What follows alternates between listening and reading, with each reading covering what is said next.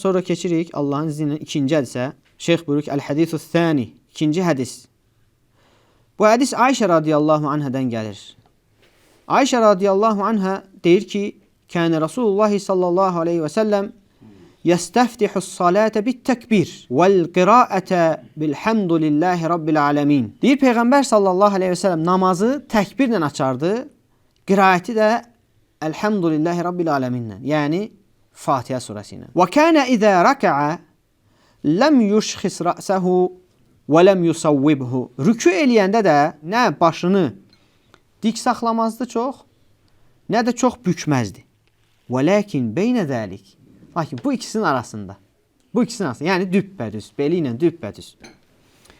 Və kənə izə rəfəə rəsəhu minər-rükûi ləm yəscud həttə yəstəviyə qaimən. Rükudan başını qaldırarkən deyir, bədəni tam düzəlməyincə səcdəyə getməzdi. Yəni qamətini tam düzəldərdi. Tamamilə düzəldərdi bədənini. Ondan sonra səcdəyə gedərdi. Və kənə izə rəfəə rəsəhu minəs-səcdəti ləm yəscud həttə yəstəviyə qaidən.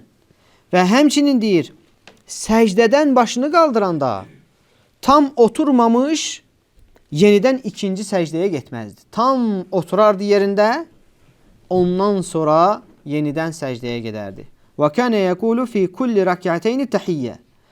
Və həmçinin hər iki rükətdən bir ət-təhiyyətunu oxuyardı, deyərdi. Və kənə yəfrişu ricləhu lusra. Sol ayağını yatdırardı. Sol ayağını artıq təşəhhüddə oturanda sol ayağını yatdırardı. Və yansibu ricləhul yumnə. Sağ ayağını isə dik saxlayardı. Və kənə yənhə an uqubatiş şeytan. Şeytan oturuşundan deyir, qadağan eləyərdi. Şeytan oturuşunu qadağan eləyərdi. İndi şərhdə gələcək bu nədir şeytan oturuşu. Və yənhə an yəftərişər-rəculu ziraihi iftirəşəs-səb'u. Deyir ki, həmçinin bir insanın qollarını vəhşi heyvanlar kimi qoymağını da qadağan eləyərdi. İt və digər vəhşi heyvanlar kimi. Yəni dirsəklərinin yerə qoymağı qadağan eləyərdi. Və kənə yəxtimus-salətə bit-təslim. Və Peyğəmbər sallallahu əleyhi və səlləm namazını salamla bitirərdi. Muslim rivayet edib bu hədisi 498-ci hədisdir. Burada bir dənə qeyd var. O da nədir? Biz demişdik ki, bu kitabın əvvəlində şeyx burada ancaq Buxari və Müslimin ittifaq elədiyi hədisləri gətirib. İbn Daqiq Əl-İd deyir ki, burada deyir müəllif gözündən qaçırıb burada, yəni bu hədisin sadəcə Müslimdə olmasını. Və bu Ayşə radiyallahu anhənin rivayet etdiyi bu hədisdə bir çox faydalar var. Onlardan biri namazın tərifi. Namazın tərifini alimlər bu cür hədislərə əsasən çıxarıblar. Namaz bilirsiniz ki, qardaşlar, lüğətdə dua mənasını verir. Salə dua mənasını verir. Şəri bir termin kimi xüsusi feillər və sözlərdir. Təkbirlə açılır, yəni namaz, salamla da bitir. Və bu hədisdə hamısı gəlir. Təkbirlə başladı, Fatihəni oxudu sonra, müəyyən sözlər, müəyyən feillər, sonra rükû, səcdə, sonra salamla da bitir.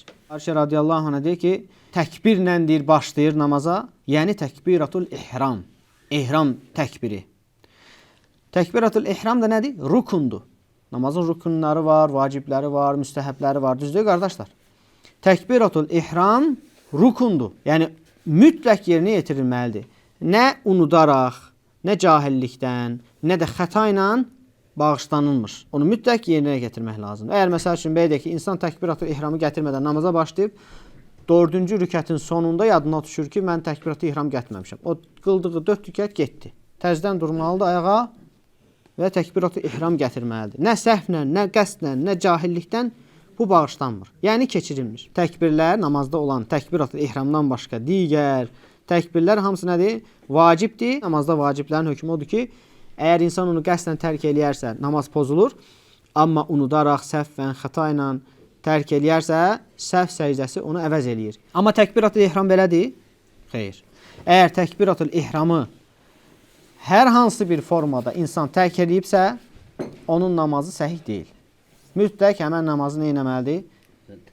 Yenidən, bəli, qılmalıdır. Sonra bir məsələ qardaşlar, bax mühümdür. Təkbiratul ihramı mütləq ayaq üstə.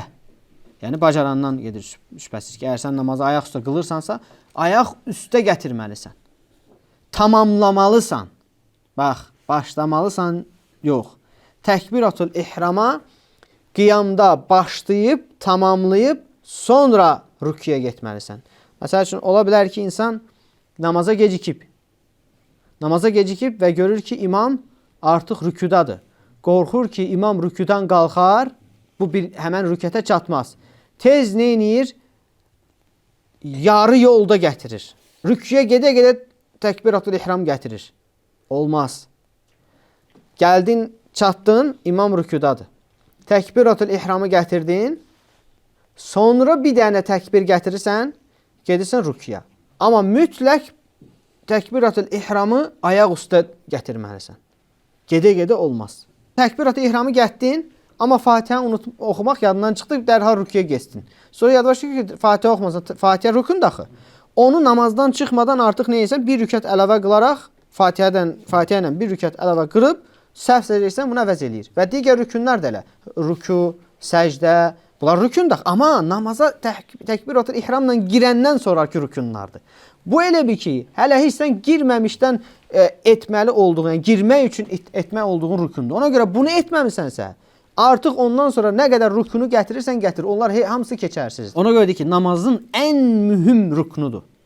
Niyə görədir? Ən mühüm rüknudur. O birisi rükünləri sən namazdan çıxmadan sadəcə bir rükət əlavə eləməklə həmən rükünü əvəz eləyirsən, yerini doldurursan, səhv səcdəsən keçərli. Amma təkbiratul ihram elə deyil.